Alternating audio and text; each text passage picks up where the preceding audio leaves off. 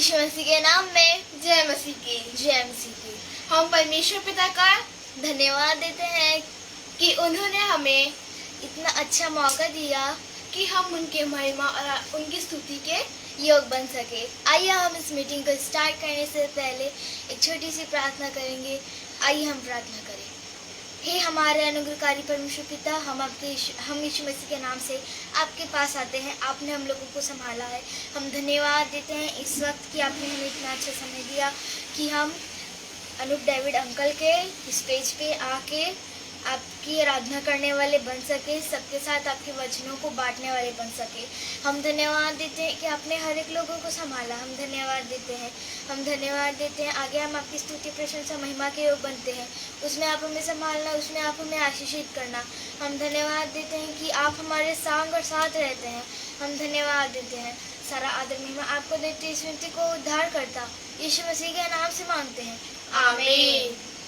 आइए हम उनकी महिमा और उनकी स्तुति करते हुए इस गीत को गाएंगे। और इस गीत का बोल है, सेनाओं का यहोवा हमारे संग संग है, याकूब का परमेश्वर हमारा ऊंचा गढ़ है। आइए हम इस गीत को बड़े आनंद के साथ गाएंगे।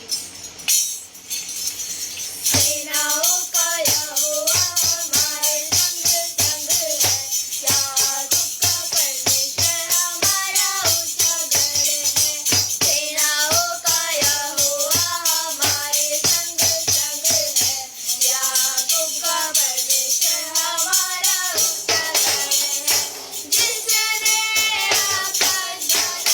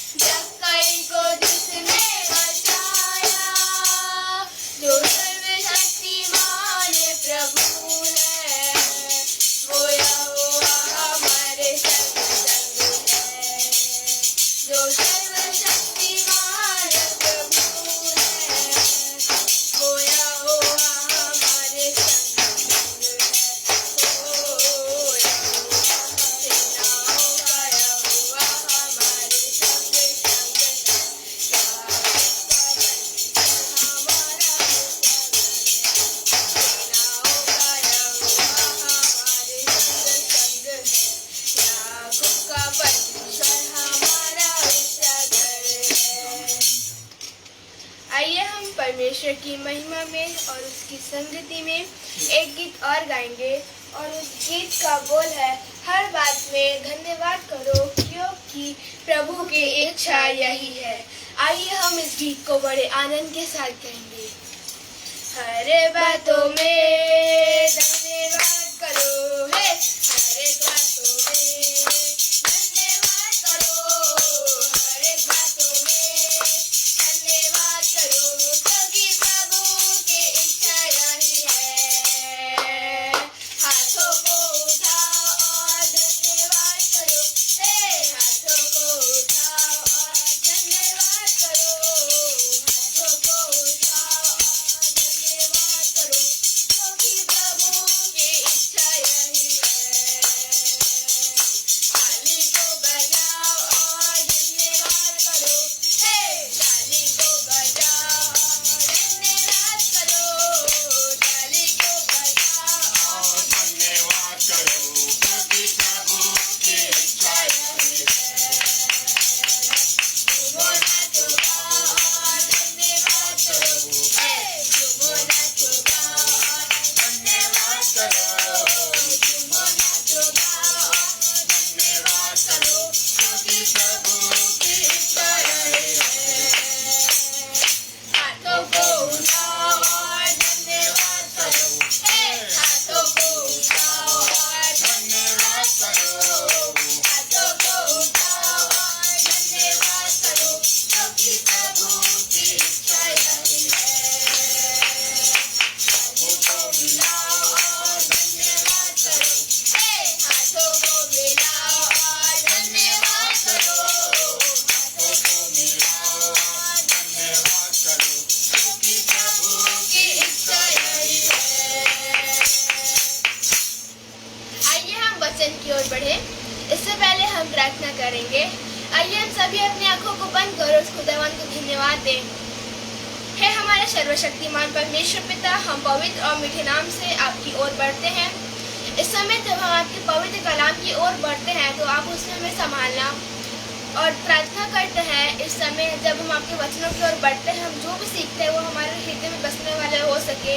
प्रार्थना करते हैं इस समय जो मित्र भाई बहन हम चैनल के साथ जुड़े हुए हैं, आप उन्हें संभालना और मेरे दोनों पवित्र हाथों के नीचे रखना।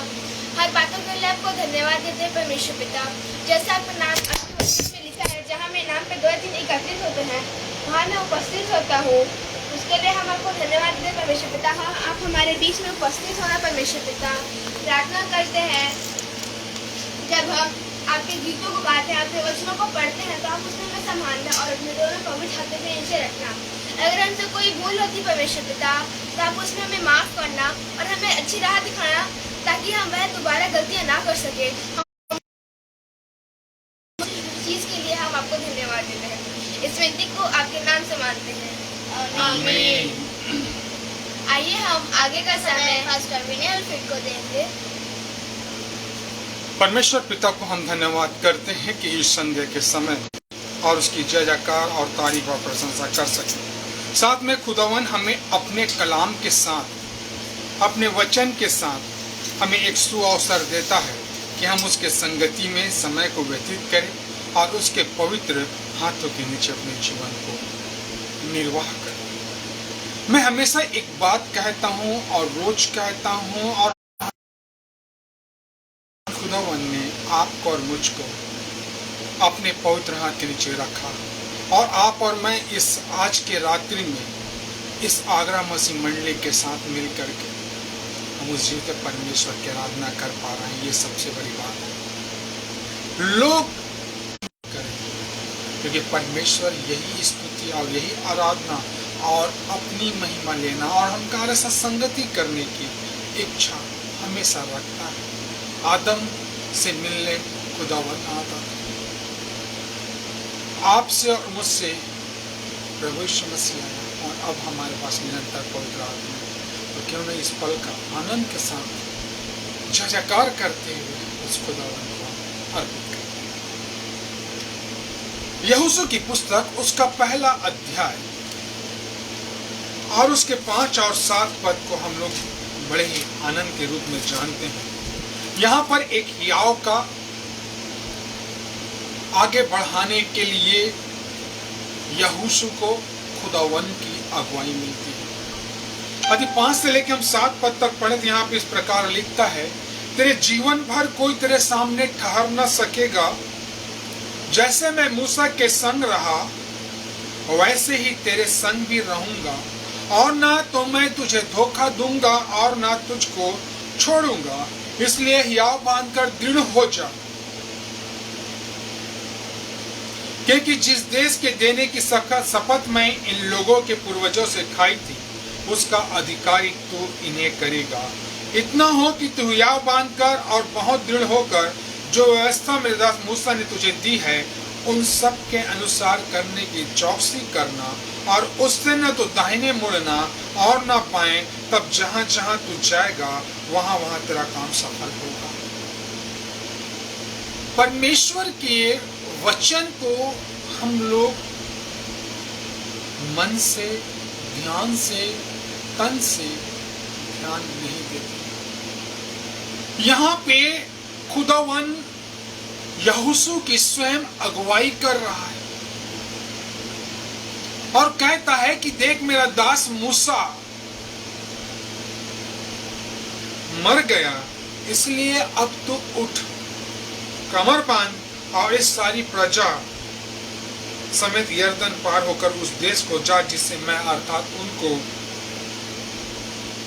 इस्राएलियों को देता। यहाँ पे हम पढ़ते हैं तो ऐसा नहीं यहोशू रो रो करके खुदावन से मांग रहा है कि प्रभु मुझे इस इस्राएली प्रजा को जो इतनी बड़ी है संख्या में इसका कैसे अगुवाई करूं। यहाँ पे एक पिता अपने पुत्र को इतनी अच्छी अगुवाई दे रहा है और आपकी और मेरी अगुवाई कर रहा है, और हमें कहाँ ले जा रहा है? इस्राएल को लेके जा रहा है, वो कनान देश लेके जा रहा है। कितनी आनंद की बात है। एक समय की बात है, एक परिवार में एक पिता और पुत्र दोनों रहते थे और उसकी माता का देहांत हो गया था और पिता घर में रहता था और उसका पुत्र ड्यूटी अर्थात काम में जाया करता और आया करता था। और प्रतिदिन के समान उसका बेटा अपनी ड्यूटी जाता और रात्रि में आता, खाना खाता और अपने रूम में जाके आराम करता। और उसका पिता उससे चाहता था कि मैं अपने बेटे के साथ बैठ के बात करूं, वार्तालाप करूं, परंतु जब बेटा थक के आता तो उसके पिता के पास हिम्मत नहीं होता। एक दिन पिता उससे बोलता है कि मैं मोबाइल खरीद कर लाया हूं और इसे तो मुझसे चलाना सीखा। और तब उसका पुत्र इरिटेट होकर के वह अपने रूम में चला जाता और पिता की बात नहीं मानता। फिर पुनः दूसरे दिन वो सुबह उठता, तैयार होता और अपने काम में जाता, और उसी तरह जिस तरह हमेशा काम में जाता था उसी तरह वह पुनः फिर अपने घर आया। तब उसके पिता ने अपने पुत्र से कहा कि बेटा मैं ये मोबाइल लिया हूं, और पड़ोस की एक बेटी है, एक लड़की है जिसने मेरा सोशल मीडिया पर मेरा अकाउंट आईडी अकाउंट खोल दिया है, बेटा इसे मुझे चलना सिखा।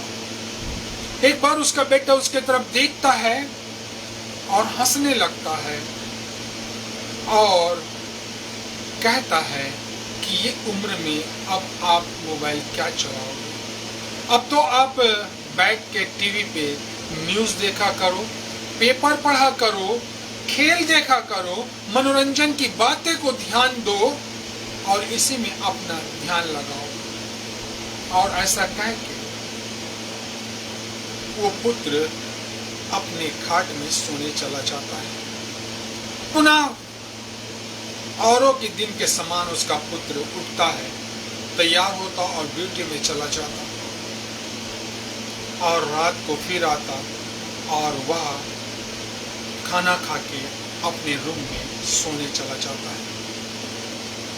जब वो रात को अचानक उठता है, 12 और 1 बजे के बीच की घटना है, उसे प्यास लगती है, तब वो पानी का बोतल लेने के लिए जाता है और क्या देखता है कि उसके पिता का रूम की जो खिड़की थी उससे रोशनी निकल रही थी, और वह आगे बढ़कर वह खिड़की को खोल के देखता है तो उसका पुत्र अपने पिता को मोबाइल को देखते हुए कहता है, मन में सोचता है कि ये पगला सा गया है, और ये सारी बातों को देखकर वह हंसते हुए अपने रूम में जाकर सो जाता है।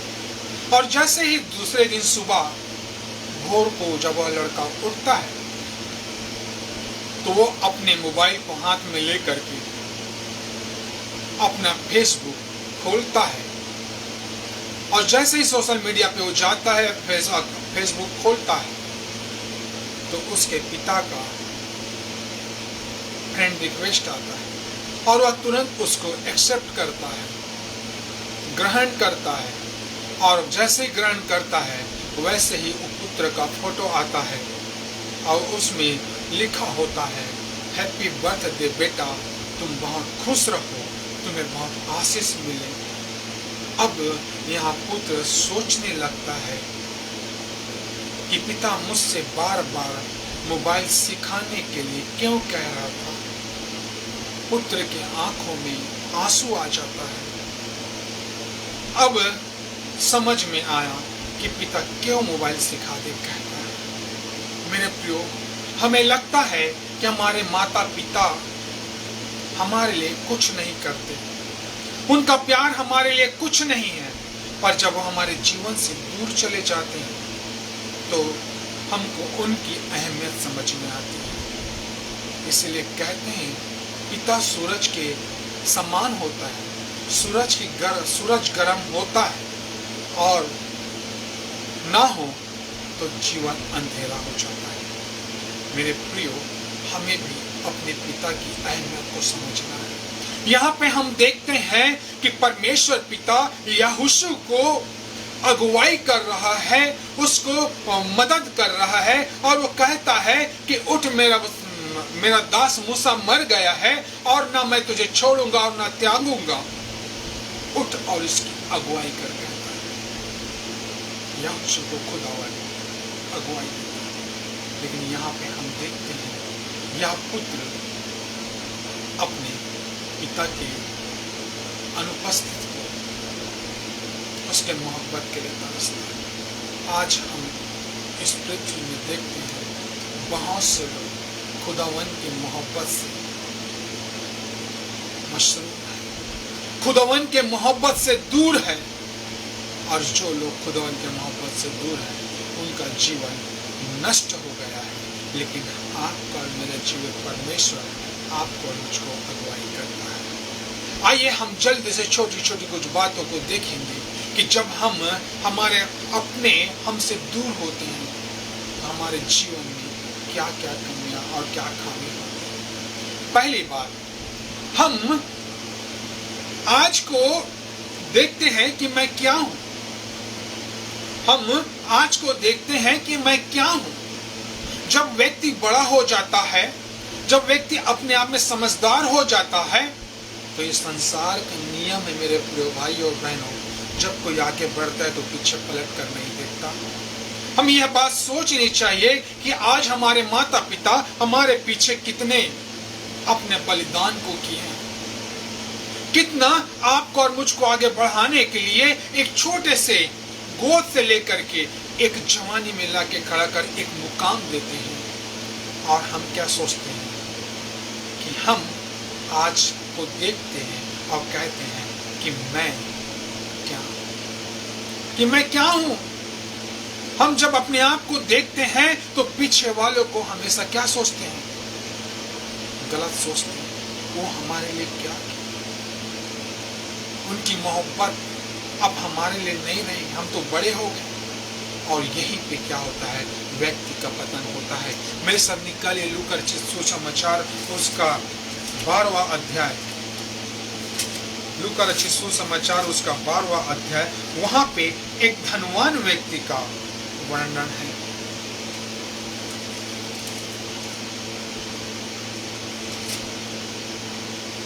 वहां पे एक धनवान व्यक्ति का वर्णन है जिसके बखारी में बहुत कुछ हो, बहुत अनाज हुआ और वह क्या सोचा कि इसे मैंने उपजाया है, इसे मैंने मेहनत की है, यहाँ तक जो मैं कदम उठाया हूँ, मैं आया हूँ। वो भूल जाता है कि मेरे पीछे एक है जो आपकी और मेरी क्या करती है, हिफाजत करता है, आपके और मेरी अहमियत को समझता है, आपके और मेरे मेहनत को क्या करता है, रंग लाता है। और हम उस जीवित परमेश्वर को भूल जाते हैं। इसीलिए खुदावन क्या कहता है, इस धनवान से कहता है, हे मूर्ख, आज की रात तेरा प्राण तुझसे ले लिया जाएगा। जी, हम आज को देखते हैं, आज हम कहाँ पहुंच गए। हम अपने कल को भूल जाते हैं कि हम कहाँ से ऊंचा उठे। दूसरी बात हम देखते हैं कि हम भूल जाते हैं कि मैं क्या हूं। दूसरी बात हम सोचते हैं जो कुछ है वो सब मैं अपने दम पर पाया। मेरे पास जो कुछ है उन सबको मैं क्या अपने मेहनत से बनाया। जो कुछ है वो सब मेरा है। और धनवान व्यक्ति कहता है कि मैं अपने बखारी को तोड़कर और बड़ा बनाऊंगा और इस कहूंगा, हे मेरे मन, चैन कर, खा पी और सुख से रह। इस धनवान व्यक्ति का कथन, यदि हम लूका उसका 12 अध्याय और उसके 19 पद को पढ़े तो वचन यहाँ पे कहता है, और अपने प्राण से कहूंगा कि प्राण, तेरे पास बहुत वर्षों के लिए बहुत संपत्ति रखी है, चैन कर, खा पी। कि वो सेनाओं का यह हुआ जो मूसा के संग था, वह आज मेरे संग है। यहोशू अपने वजूद को जानता था, इसलिए यहोशू उसके 24 और उसके 15 पद में क्या कहता है, आज चुन लो तुम किसकी सेवा करोगे, उसके उस परात महानंद के उस पार या फिर उस जीवित परमेश्वर के जिसके आगे मैं आशीषों को लेकर। परमेश्वर हमको बतलाना चाहता है कि जो कुछ सब कुछ है वो मेरा है। इसे आपको और मुझको परमेश्वर ने इस पृथ्वी में रहते हुए एक धरोहर के रूप में दिया है। हमें अपने जीवन को व्यतीत करना है। हमें भूलना नहीं है कि इस बलिदान के पीछे हमारा खुदावन है, हमारा परमेश्वर है, जो आपके और मेरे यहोशू के जैसे अगुवाई करता है। अगली बात और तीसरी बात हम देखते हैं कि मैं क्या, हम सोचते हैं कि हमारे माता पिता, अब हम बड़े हो गए हैं, अब हमारी कोई अहमियत नहीं है, अब हमें उन माता पिता की जरूरत नहीं है। लेकिन पिता सूरज के समान होता है, वो गर्म होता है, हम उसकी ताप में हम क्या करते हैं, सोने के समान निखरते जाते हैं। यदि उसकी ताप हमारे जीवन में ना रहे तो हम क्या अंधेरा हो जाए। तीसरी बात, हम सोचते हैं कि मैं बड़ा हूं, हम सोचते हैं कि मैं बड़ा हो गया हूं, अब मुझे किसी की आवश्यकता नहीं है, अब मेरे को किसी की जरूरत नहीं है, अब मुझको किसी के साथ की आवश्यकता नहीं है, मैं अपना सफर अकेले प्रारंभ कर लूंगा। और यहीं पे व्यक्ति की ही तेरे संग संग हूं। सिमसोन को खुदावन ने मां के गर्भ से नाजीर चुना था। मां के गर्भ से, कितनी अनोखी बात थी। परमेश्वर ने अपने लिए चुना था और उसके बाल में कभी छुआ, परंतु वो कभी समझ नहीं पाया। वो सोचता था कि जो ताकत और जो बल है वो मेरा है। वो सोचता था कि अब मैं बड़ा हो गया हूं, मैं सारे अमालेकियों से लड़ सकता हूं, मैं। और यह उसकी गलत फहमी थी कि वो अपने मन में सोचने लगा कि मैं तो अब बड़ा हो गया हूं, और यही बड़ापन उसको पतन की ओर ले गया। वह अपने बुलाए जाने को और अपने पवित्रता को भूल गया। वह जैसा चाहता था वह अपने जीवन को जीता था, वह पाप में डूब गया और अपने अधिकार को और अपने बुलाए जाने को वह पूर्ण रूप से अब वह समझ गया था कि अब मैं बड़ा हो गया हूं। और जो अपने मन में यह सोच पाप में डूब जाता है मेरे प्रिय। और अब आप और मैं भली रीति से जानते हैं कि शिमशोन का पतन वहीं पे हुआ जब वो अपने आप में सोचा, पाप करने लगा, दलीला की गोद में बैठ करके पाप करने लगा। दलीला था कि ये ताकत मेरी जवानी की है, ये ताकत और ये बल मेरी जवानी की है, अब मैं बड़ा हो गया हूँ। वो अहंकार और घमंड में था, वो सोचता था कि मैं बड़ा हो गया। परमेश्वर उसके मध्य से उठा लिया। लेकिन एक पिता कभी नहीं कहता कि मेरा बेटा बड़ा हो गया है। आप जब भी अपने पिता के पास जाएंगे तो हमेशा यही बोलेगा, बेटा बोलेगा। ये नहीं बोलेगा मेरा जवान बेटा आ गया है, ये नहीं बोलता। यही बोलता है मेरा बेटा आ गया है। चौथी बात हम देखते हैं, जब हम सोचते हैं कि मैं अकेला कुछ करूं, जब हम सोचते हैं कि मैं अकेला कुछ करूं, यहीं से हमारा पतन प्रारंभ होता है। जब हम सोचते हैं कि मैं अकेले सब कुछ कर लूंगा, मेरे प्रियो, वचन कहता है यूहन्ना रचित सुसमाचार और उसका 15वां अध्याय 4 से 6 पद को पढ़ते हैं। यहाँ पे बहुत ही अच्छा शब्द लिखा है। वचन कहता है, तुम मुझ में बने रहो और मैं तुम में,